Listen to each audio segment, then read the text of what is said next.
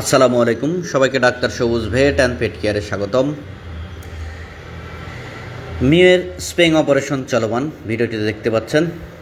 Mu এসেছিল তার স্পেইং অপারেশনের জন্য। আপনারা লক্ষ্য করলে দেখবেন যে তার অপারেশন চলমান রয়েছে।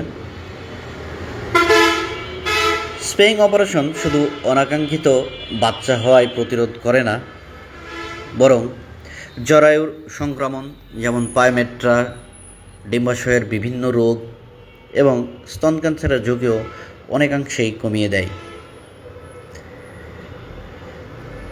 অপারেশন পরবর্তী সময়ের জন্য করণীয়: নির্ধারিত প্রেসক্রিপশনের ঔষধগুলো সঠিক সময়ে সঠিকভাবে সেবন করানো, ক্ষতস্থান পরিষ্কার এবং শুকনো রাখা, 10 থেকে 14 দিনের অতিরিক্ত দৌড়ঝাঁপ ও লাফালাফি থেকে বিরত রাখুন, সেলাইয়ের স্থান চাটা বন্ধ রাখতে প্রয়োজনীয় ই-কলার ব্যবহার করুন।